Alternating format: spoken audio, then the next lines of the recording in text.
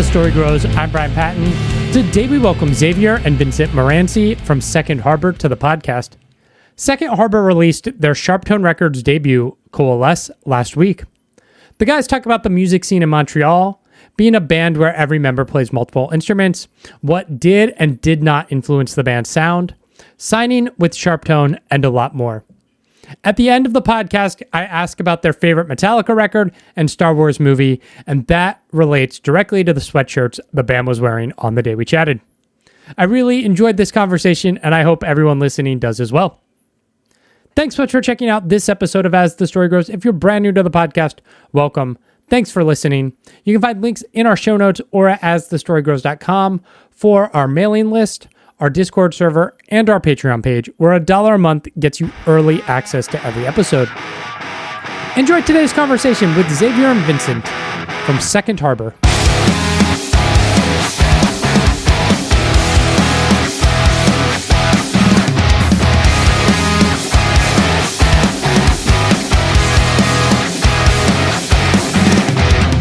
Keep pressing and labor out a lesser impression. Ink fast, but taper off the dragging and crashing. Make your point and get on with it.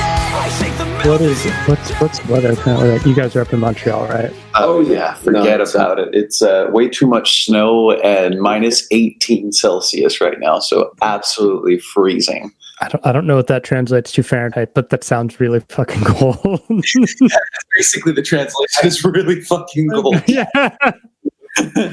Pretty sure, like, I looked it up and I think it was recently, it was like 40 Fahrenheit was like pretty around what it was. Okay. And then between 30 and 40, which sounds like pretty cold, but that's during the day. During the night, I'm pretty sure it was 18 Fahrenheit. Okay. Yeah. Which is, yeah, a little cold. Yeah. I mean, I'm just north of Washington, D.C., so the weather is basically the same here. So we got snow today, too. So Damn. yeah, it's great. It's great. I've talked to a handful of bands from Canada, a bunch of bands from Toronto, a bunch from like the Vancouver area, but nobody from Montreal. So you're the first. You get to check that box off. I don't know anything about Montreal other than the Canadians, right? So like, and then like just north, like the Laval Rockets, right, in the AHL. So like, what's Montreal like? What's growing up in Montreal like? Funny enough, we're Pittsburgh Penguins fans, so we're not even Habs fans. Oh no, that's even worse. But yeah, no, Montreal. Yeah, it's a great city. It's quite diverse, especially since there's like language barrier. It kind of it's like oddly filled with a lot of languages. Okay. There's just a lot of people, and so I guess the music scene, the reason like a lot of people don't hear about it as much is because it's very like different languages and whatnot. Yeah. So it's very mixed. But yeah, there's a really great like hardcore and metal scene, especially here. Like that's really like the strong point of the city, I'd say, for music. Nice. Is that like there's no like a hardcore band could be like really on the smaller side and they'll sell out every show. Like it's just like that scene is really, really popping here. But besides that too, just music aside, Montreal, is lovely. It can be lovely weather-wise. November to December is lovely weather-wise. January to March isn't so, because then it's just muddy snow instead of the nice snow. Yeah. So that's not as great. But I mean, it's just it can be a beautiful place, especially if you know where to look. And it's a nice, fun, more so secluded place in the States. We played our first States tour ever just a couple weeks ago with Bearings, which are also Canadian guys, and that was super fun. And the States was so the coolest difference for us is it's so filled with people. Like the smallest Walmart or gas station there, you have 100 people, and we're like, oh my god. Yeah, you drive an hour out from Montreal, there's nothing there. Well, yeah, that's the thing I hear from like Canadian bands a lot is like you have your cities, but like the drive from place to place is like unbearable. There's nothing there. It's like just forest for hours, and there's literally nothing. Like it's crazy. Yeah, we played Quebec once, like Quebec City, which is a couple hour drive from Montreal, and the drive there at night, there is literally like it's just one highway, but it's flat, and there are no lights on the way. So, and there are almost no vehicles because it's not at like the drive there. There's nobody in the middle, So if there are no vehicles that you see, it's literally just pitch black in your lights for hours and hours. Oh, man. Yeah. That sounds fun. But I mean, there are spots like that here too. I drove across country once, and there's you hit Texas, and it's like it's flat desert. And you can just see for miles and miles ahead of you, and it's just like, it's terrible. The worst. A relatable experience. As brothers, like, I mean, how much did you grow up kind of with similar interest, and whether that's music or just like, I don't know, sports or TV shows? Like, how much similar interest was there? Was there a lot of just like fighting, and like it took a while to come together on like this thing you love? There's definitely fighting, but I mean, we are as far as siblings go, I think we're pretty much as close as it gets. We still live together now.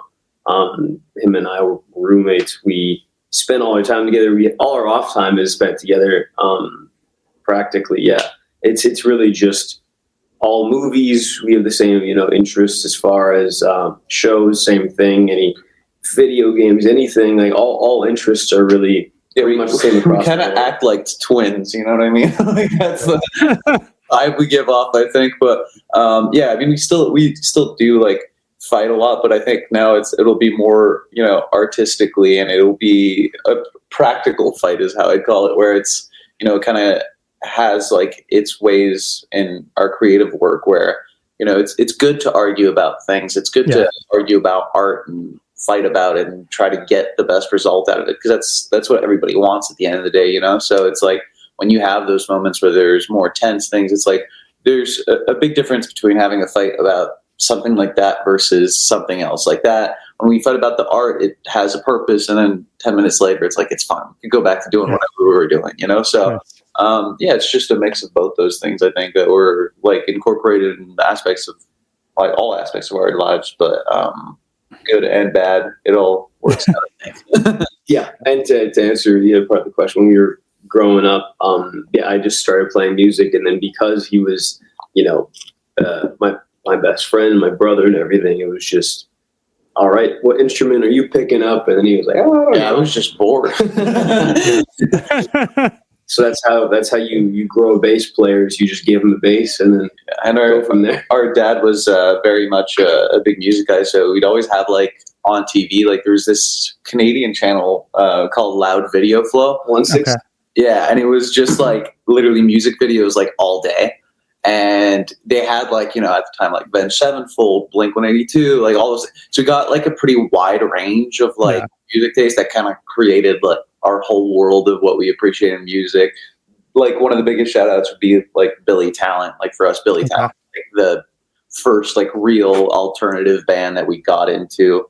Like I was like 4 or 5 years old, like listening to their record all day. So that's like the band for me. Oh yeah. Yeah.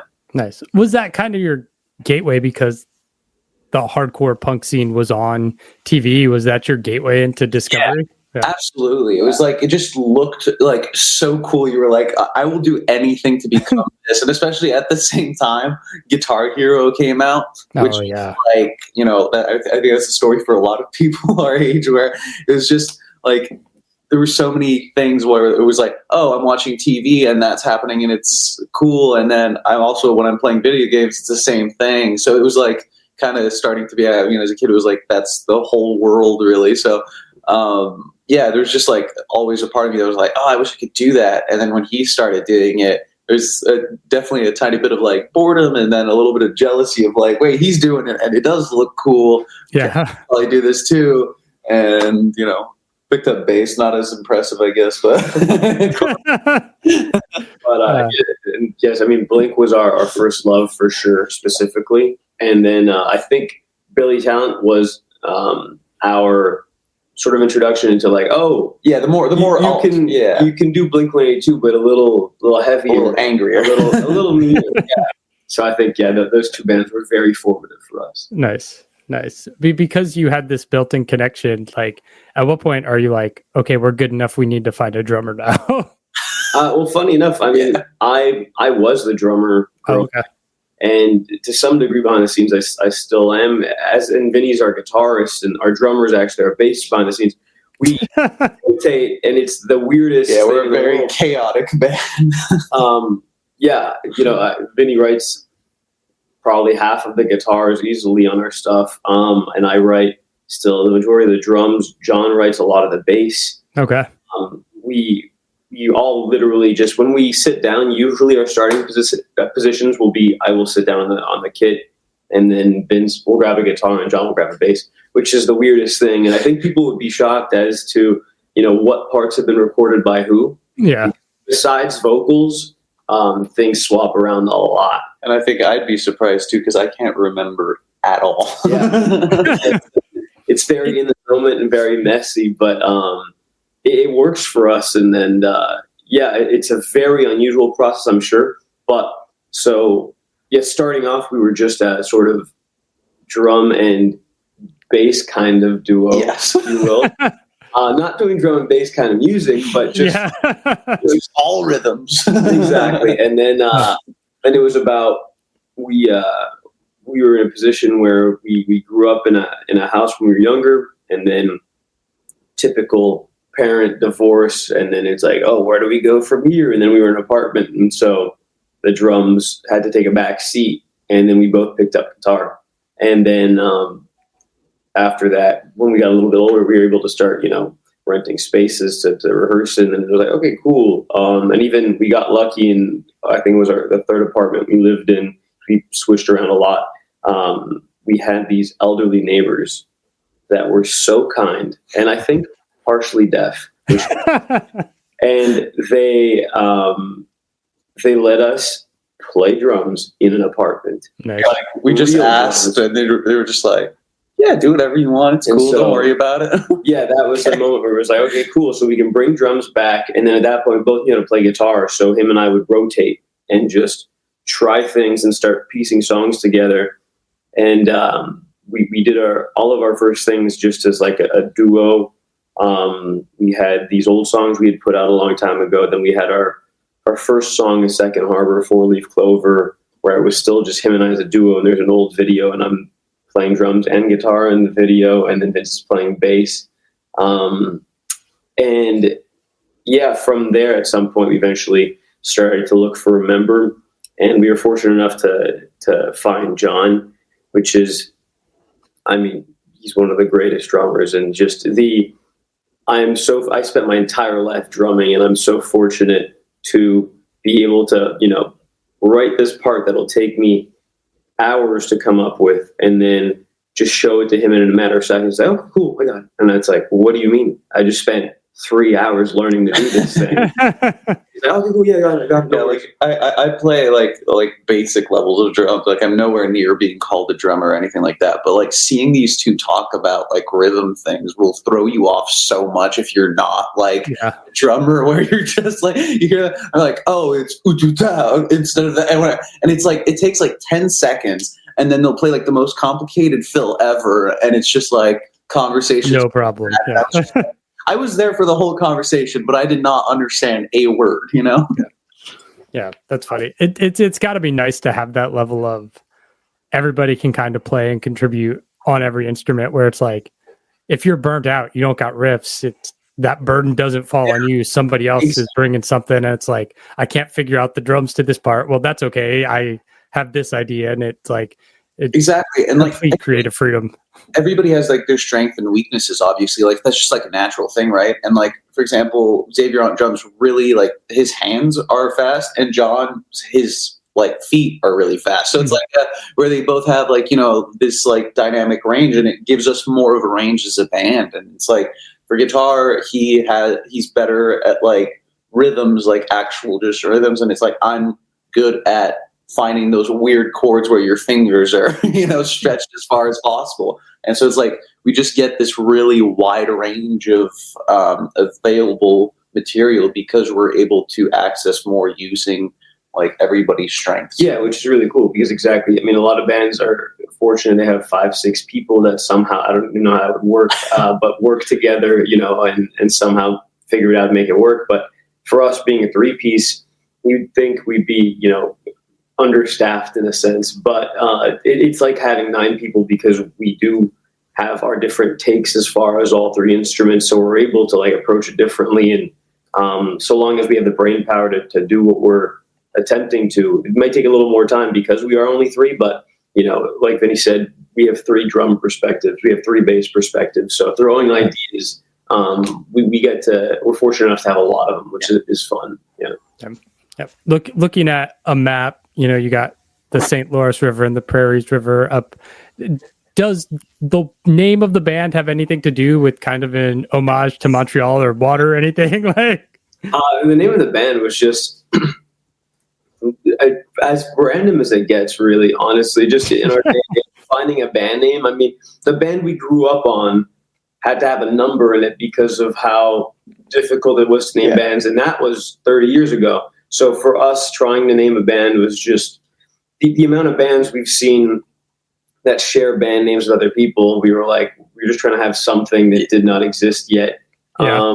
And the amount of names we went through on a list, it must have been in the hundreds. Easily. Yeah, I feel so bad. And that was like 5 years ago or whatever. Like I feel horrible for bands now. Like I can't even imagine trying to find a band name right now. There's nothing out there, especially people probably use like AI generated names now too. So it's like the list of names is like that doesn't exist. It's just, I don't know, it's crazy. We just wanted something sort of in relation to a second home of sorts. And we were like, well, obviously a harbor is just, the place for docking ships. But I mean, we were like, it kind of sounds cool. And then we liked the European/Canadian spelling of harbor. We were like, that looks nice. So like our dad was always the type of person to like, when we'd have friends that were going through difficult situations or whatever, he'd be like, have them over. They can stay over. It's fine. No worries about it. So it's kind of like the idea, I guess, would be something like that. He was kind of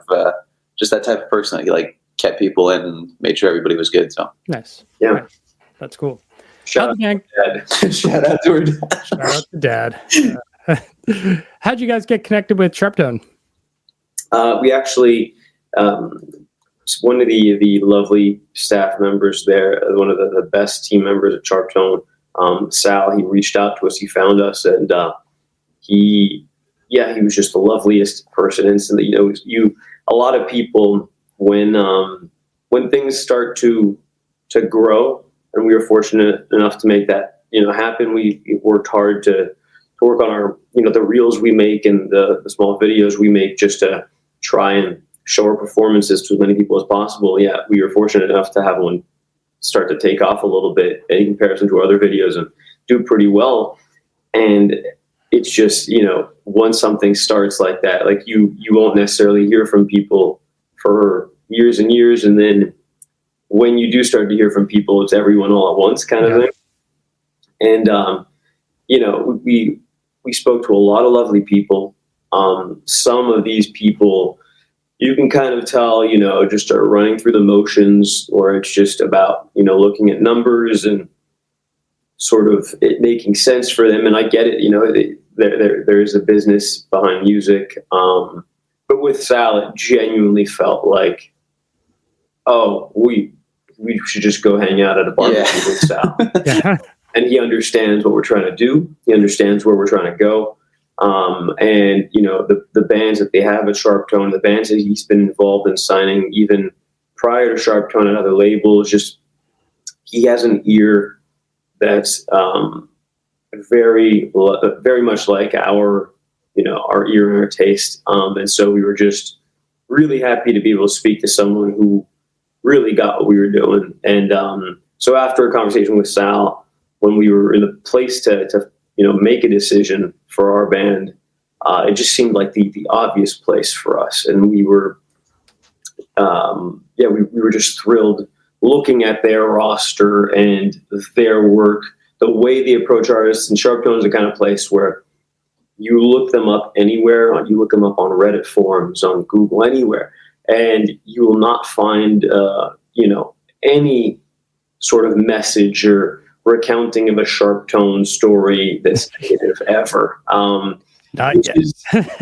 Yeah, they're just like one of those new age labels that's like, they're so supportive. They're creatively there with us. They're super like, and it's not that type of place where you're just gonna have like something and you make a call and they're like, yeah, we'll get back to you. You know what I mean? It's like, oh no, you have concerns or you have an idea and it's like, cool, let's hop on a call. Let's talk about it, flesh it out, and figure it out. And it's just, it's been nothing but good things for us, which is amazing. It's just like having the best support team to get you whatever you need to make your ideas what they need to be. So that, it's before it used to be, I mean, it still is, a lot of the work is in our hands in terms of like figuring stuff out, but there's such a comfort to being able to reach out and talk to them and get other opinions and whatnot. So it's, they've been the best. The other greatest thing about SharpTone, from what I've heard, is not the case with most labels, is we've spoken regularly. We've been on call. We were on call yesterday with our team. We speak with every member of the SharpTone team. There's no such thing as like a closed door policy with, like, oh, you're never going to speak to the head of this division, or, we speak to the entire ladder, regularly so. And everyone's invested. Everyone cares. Everybody knows each other's names and our names. I mean, they talk. They work a lot like we already did, like we were talking about before. About like where it's like everybody uses their biggest strengths and to their advantage. So it's like if we have an idea that'll work with somebody that's not regularly a part of our calls or our team and whatnot, it's like they'll get that person into it. So it's very much like a similar kind of work. Yeah. So it feels like home to us because of that too, where it's like there's a comfort to that. It's like, okay, well, somebody's going to be honest and be like, oh, I'm not sure that this is like something I can do. And it's like, cool, then let's give it to this person instead to, make sure we have the greatest person that can do this, do it. So yeah, even though they aren't, so they feel very much like a family run operation kind of thing, which is lovely for us because we are a family run band. So it's just a great fit with SharpTone. There's dust here on the walk.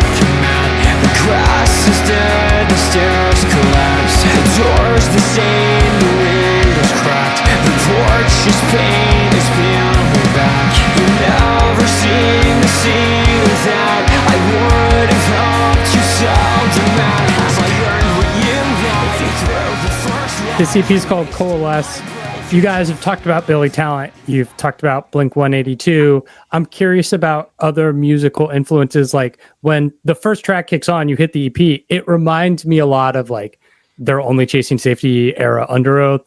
And then but it quickly devolves from there. Like that's not like what the EP sounds like. So what other things are you like drawing musical influence from? It's so funny because a lot of people have brought up the Under Oath thing, which is so funny. I can't say I've really listened to Under Oath. Okay. So funny, but we've heard that a bunch, so it must be true because we have heard that a lot. But I think that the reason, and I have talked to like our producer about this and whatnot too, because he's brought it up too. And I think that the thing that happened is we listened to older music a lot. And I think that the people that influenced us are the same things that influence bands like Under Oath. So I think that's kind of how we all like ended up in a place that might become like similar at times, is because like, for me, like my biggest bands are bands like The Cure. And so it's not like I'm so far from what we do, but there's still like a, alternative, dark, like nice chords and whatnot. Yeah. But it's not like I'm listening to pop punk or emo all the time. Like that's the genre I listen to the least, if anything. Like it's the biggest thing away for me. I'm way more likely to listen to Depeche Mode or something like that. Like that's what I spend my time listening to. But we end up, I guess, in a similar place because of the influences we had growing up. Yeah, so pretty much every influence you would think, like another band that I've heard lovely things, obviously, and I know that they're one of the coolest bands. But like I can't say I've ever heard a Pierce the Veil song, which is almost just insane getting to this point in our life and our genre without having heard. And it's not for like, I don't like this genre or I don't like these bands. I just literally don't know these bands because in Montreal, like the circles that listen to these, because it's such a like our high schools here, for example, our high school had 1,000 people in it, which from what I hear in the States is just like, it doesn't even exist. Like that's a home school has 1,000 people in the States. That's probably an exaggeration. Where I live presently, yes, a high school of 1,000 people does not exist. But like where my wife grew up, there are high schools with way less people. So like we're like really close to Montreal. We're like 20 minutes out of Montreal. Sure. With like 1,000 people. So that's like, that's crazy. Yeah, that's more. It was like exactly. We're not in a tiny town. Yeah. If you're 20 minutes out of New York City, like there's no reason for there to be a school with 1,000 people. Yeah. Fair. Yeah, our biggest college here, which is the one that we both went to, I think has 9,000 or 10,000 people. That's the biggest one. Like a biggest one within hours. So before like Toronto, yeah. Finding similar people is a difficult thing to do in terms of like finding somebody who's, because if you have like a class of like 30 people, there might be one other person that listens to alternative music, right? So it's like if you make those numbers even smaller, the margins obviously become smaller. Exactly. So just we didn't get to grow up in those circles, and it was sort of growing up with what was really out there at the time, like the more mainstream stuff, which was Blink, and then branching off of Blink, well, specifically self-titled Blink, which was our thing and still is our thing. And because it's their more post-hardcore side. I mean, the reason we have Relative is definitely because of that song Obvious by Blink, which is, it's not that it sounds alike, but it's the idea that like, oh, you can drop your tuning a little bit and still sound melodic. And that was kind of that, like, all right, cool, let's do that. So there's, post-hardcore Blink, which branched off into Boxcar Racer and Plus 44. And then Angels and Airwaves as well. Those were all the most formative bands for us, and they were all that sort of Mark and Tom verse. And from there, like Vinny said, then it was working backwards a lot to the older music like Depeche Mode and The Cure, and which influenced bands like Blink a lot. Like Mark's favorite band is The Cure, and then Tom loves Depeche Mode. So it's like it's that thing where it's we're just influenced by the same people that they had. So it's working our way up the family tree essentially, like the influences of the influences and so on and so forth. And then beyond that, the other probably most formative thing that wasn't a band was just Danny Elfman scores for us growing up. Just those are all our favorite movies, or like all the Tim Burton movies, and just all the different ones too, because there's such a, even within that niche genre of, gothic Danny Elfman score, there's such a variety of these scores. Like if you look at Batman 89 versus Corpse Bride, like they're very, very different things. Yeah. And, so it was just listening to those over and over again. And I mean, we're quite nerdy, so it helps. So the sort of like studying those as well as the bands we were enjoying at the time, that definitely brought us to where we are today. And when we were younger, because of where we live in the circles we were in, we didn't get to find a lot of the smaller bands at the time, but we're fortunate enough to do that now. So it's very cool because we'll have moments where we find, some of these bands that we find now, like, would be shocking to people, like, oh, you haven't heard them before. And to us, like, we were listening to a couple Block Party albums for the first time ever this year.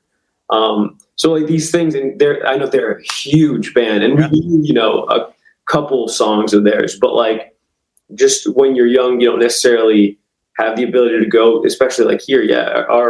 Our record stores or CD stores when we were younger, but that was like Best Buy for us. Like it wasn't, go to your local store. Because HMVs stopped being a thing here when we were like 7 years old or something like that. Like they just went out of business here in Canada. We're fortunate enough to hear all these cool bands, sort of catch up on decades of cool bands, of some of the smaller bands too. Sometimes we're meeting them in person for the first time too. And then you listen and you're like, oh, this is good too. So that's really cool. Yeah. It's the great thing about music is it lives forever, especially now on the internet. It's easy to discover stuff, and like, I don't know, there's no shame in when you discover a band. You discover it when you discover it. It's like, It's awesome. It's like, it's still there for you. Like, Yeah. The album's out next Friday, end of year release. I imagine that's nothing in your control. That's just kind of label politics, but how do you feel about kind of a end of the year release? Yeah, I mean, for us, we were aiming for a late fall release, and then because of the legalities behind label things releases, that portion of our lawyer and the SharpTone lawyer communicating a very long time, which was unbeknownst to us. We had no idea how that process would look, and it was done quickly in relation to like the standard according to our management. So we were like, okay, cool, but we were like, oh, we have a couple of months to go because we'd wrapped the EP like in June. We were like, oh, we have a couple of months to go, we'll be fine. And then once that legal part was done, we were like, oh, there's no way this is happening. And we were just so lucky to have the team at SharpTone. The turnaround time that they put in place for us is ridiculous. They took like a 2-week notice to make everything for us happen, to keep us on track for an end of the year like release. And originally the EP wasn't even supposed to be a part of the deal. It was just, then we were like, "You guys want this too? It's done." They were like, "Let's do it. Let's go." Nice. Everything. Yeah, and because we were just this EP to us is our favorite work of ours. It's our best work so far, and we were really eager to get as many eyes on this EP as possible, many ears, I guess. And so having SharpTone wanting to be a part of that release was just so lovely, and they literally performed miracles to make this happen this year for us, which was awesome because in our heads this felt like something we needed out as soon as possible. This felt like the next step for us. We put out a lot of singles, but we needed a piece of like a collected work, even if an EP and not an LP. We just wanted a small collection of songs that you could listen to front to back. And being able to make it happen this year was just a dream. And with SharpTone especially, which have been the kindest to us, like everything sort of fell into place, and I think everything happened as it was meant to. And and I feel like going into the next year, it's like people will have a better idea of what a collective work of art might look like, and it's I think that we got a lot of different sounds into a very small amount of songs, which is really nice. But yeah, it's more like it's a collective work while also almost being like a preview into what a full length might look like, which is cool. So it's like, here's at the end of this year, it's like, here's a collective work after a very long, big year with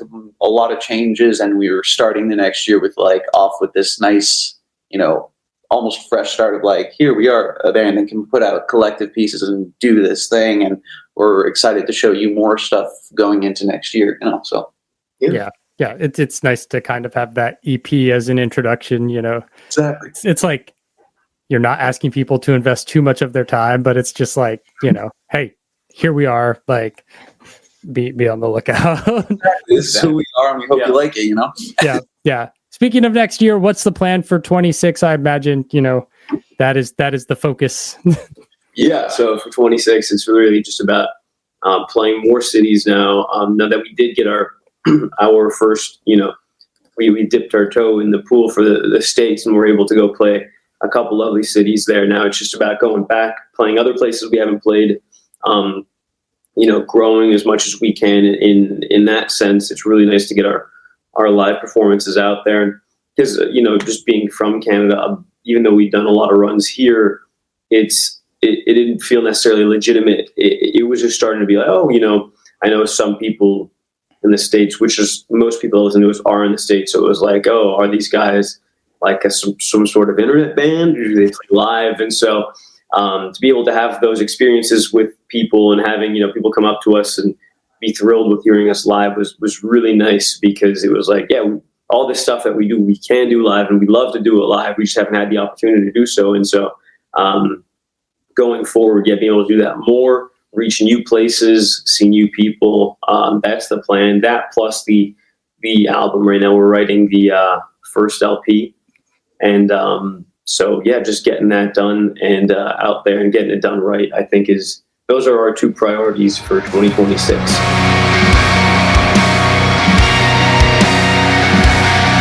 Will it help you if my father's spelling everything out? Bring the damn walls down and put a dent in the ground. You'll resent me for the sewage spilling out. I mean, for EP, I think really speaks for itself. It really it's as us as it gets. You'll be able to hear all of our influences in it for sure, and sort of draw those threads between some of our songs and some of the bands we've spoken about today. And this is as Second Harbour as it gets. I think this is the next step in our progression logically, and it's just we're really excited to have been able to take it, and we're more proud than we can say about it. So give it a listen, and then if it's not for you, then I don't think it'll ever be for you. And if it is for you, then I mean, at the same time, though, I do feel like there's a little bit of something for everyone in this. Which I do, is yeah. really that range, So I'm fairly confident that if you do give it a real honest listen, that you'll find something. Most people will find something. Yeah. So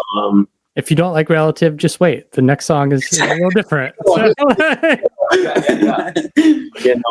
It says that's the thing. I do feel like we were able to get both our heaviest sound and our softest sound all the same EP, which is really lovely because there's a song like Coalesce that you can show your grandmother and she might be able to appreciate it, and then a song like I'm Half Sick of Shadows is probably more appreciated by the fan of the the niche genres like the post-hardcore. Yeah, like John's not here, but he would definitely speak up about that because he's more of a hardcore and metal guy. So for him, like a song like I'm Half Sick is just like that's his song. Yeah. So I think when you said that there will be a thing for most people, and for fans of our genre or our band already, I think this will be just a whole new world in the words of Aladdin. I think, yeah.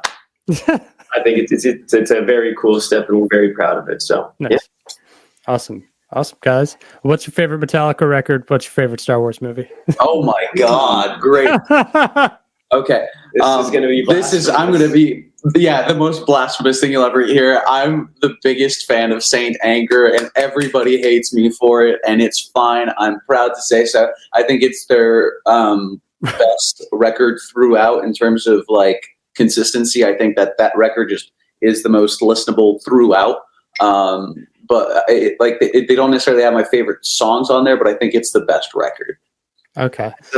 Piece I would say, I think if they, not even messing with the snare, if they just mixed James's vocals differently, gave it some reverb, lowered it, that record's fine. I think the raw vocals, I've never been a fan of any band putting raw vocals, really. I think it's mix them a little bit.